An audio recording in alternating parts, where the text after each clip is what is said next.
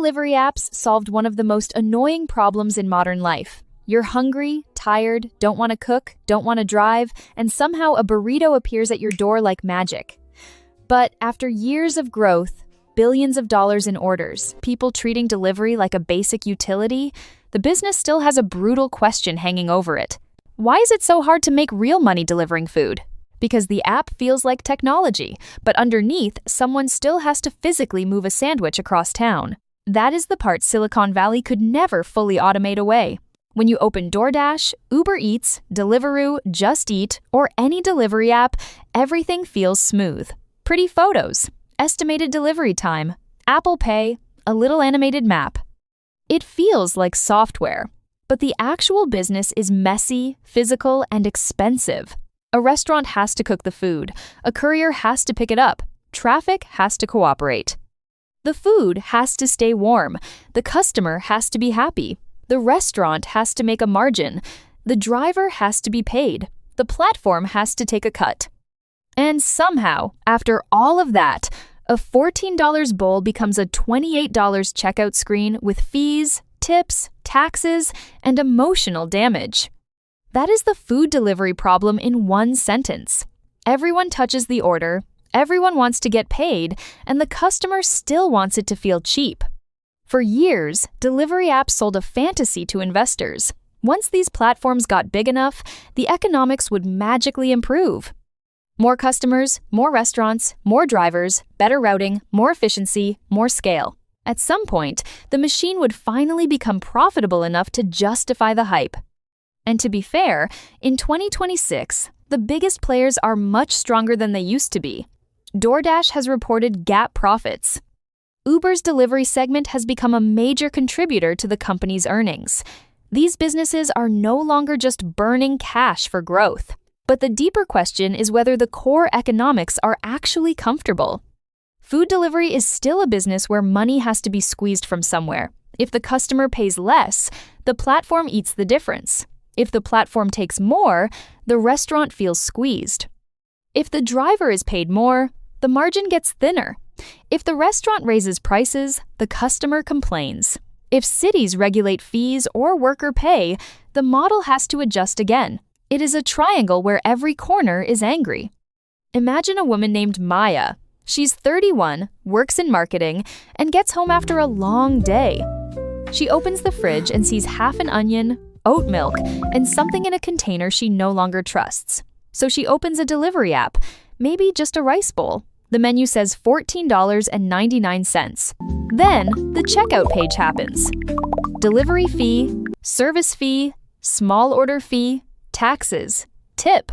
Maybe the restaurant's prices are higher on the app than in person. Suddenly, the $14.99 meal is $27.86. Maya stares at the screen, feels personally attacked, and then orders it anyway because she is already emotionally committed to not cooking. That moment matters. Once you start imagining the meal, you begin to feel ownership over it. You haven't eaten the sushi yet. You haven't even paid for it, but in your mind, dinner has already become yours. Canceling now feels like losing something. That is why the full cost often hits at the end. By the time you see all the fees, you are no longer comparing delivery against cooking. You are comparing paying the fees against disappointing yourself. And after a long day, disappointment is a hard sell. People are not irrational for using delivery. Time is valuable. Convenience is valuable. Energy is valuable. If Maya is exhausted, the app is not just selling food, it is selling relief. It is selling the ability to skip a task. It is selling the feeling that one part of the day can be easy. The problem is that emotional value to the customer does not automatically create a profitable business for everyone involved. Restaurants are a big part of the issue. Most restaurants already operate on thin margins. Food costs, rent, labor, utilities, insurance, packaging, spoilage, it adds up fast. Then, a third-party platform takes a commission that can often sit somewhere around 15% to 30%, depending on the plan and market. For a big chain, maybe that is painful but manageable. For a small independent restaurant, it can be the difference between this order helps and this order is basically just work.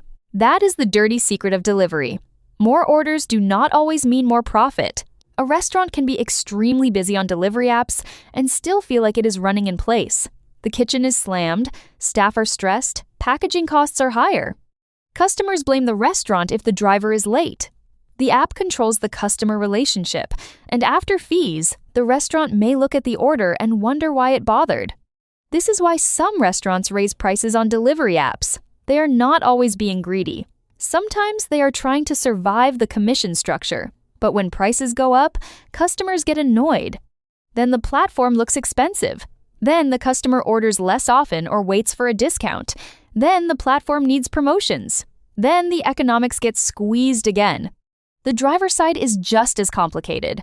Delivery depends on human labor moving through unpredictable cities. Rain, traffic, parking, elevators, missing gate codes, customers who don't answer their phones. Restaurants that say 5 more minutes when they mean 15, all of that is real operational friction. Software can route the driver, but it cannot make the elevator arrive faster. And if drivers are paid too little, the service gets worse or regulators step in. If drivers are paid more, someone has to fund it. Delivery apps want flexibility, workers want predictable earnings. Regulators want protections. Customers want fast delivery without paying $9 just to move fries across town. Again, every corner is angry.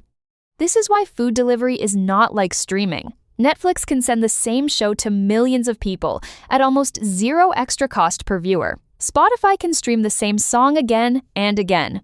Software companies love businesses where the marginal cost of serving one more customer is tiny. Food delivery does not work like that. Every order creates new work, a new pickup, a new route, a new handoff, a new chance for something to go wrong.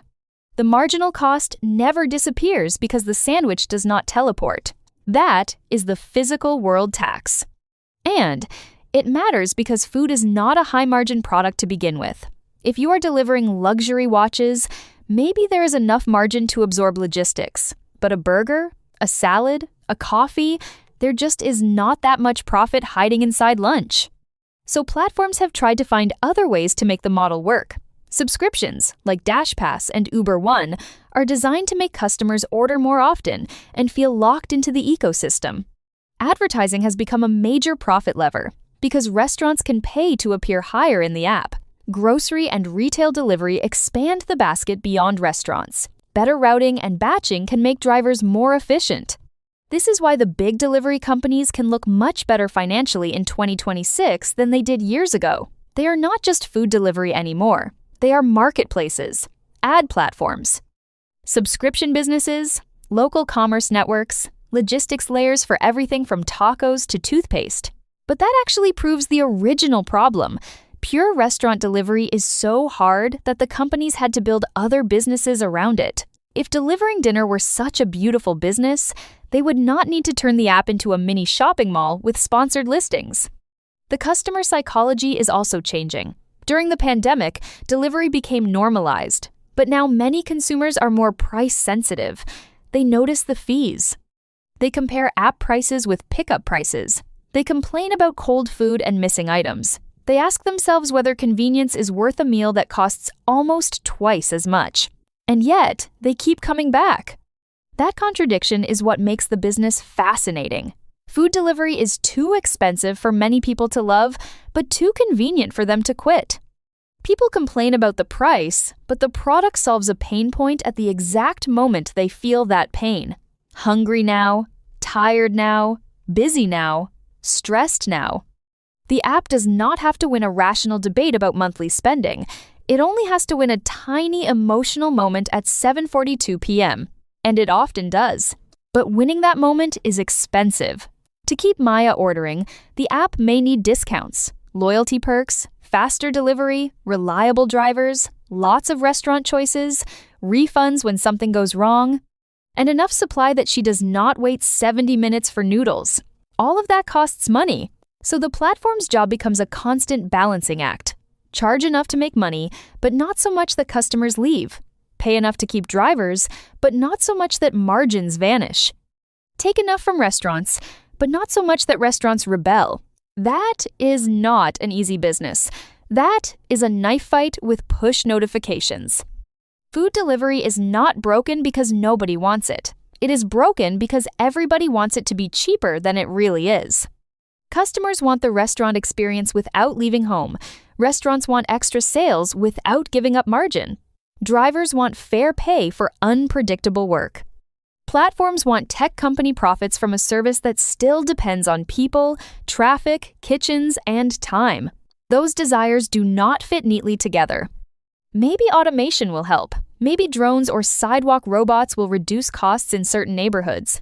Maybe AI will improve batching, demand forecasting, and restaurant operations. Maybe bigger grocery and retail orders will make the economics stronger. Maybe advertising and subscriptions will carry more of the profit burden. But for now, the core issue remains. Moving hot food one order at a time is expensive. Food delivery apps survive because modern life is exhausting. They struggle because exhaustion does not magically create margin. The app can make dinner feel effortless for the customer, but the work still has to happen somewhere. Someone cooks, someone drives, someone waits, someone pays. For years, the industry promised that scale would fix the economics, and scale has helped. The biggest players are stronger, smarter, and more profitable than before. But scale cannot erase the basic physics of the business. A meal still has to cross the city. And until that becomes cheap, reliable, and profitable for everyone involved, food delivery apps will keep living in this weird place. Popular enough to be everywhere, expensive enough to annoy everyone, and profitable enough on paper to survive, but not easy enough to ever feel like the money machine investors once imagined. The app may look like software, but the fries still get cold.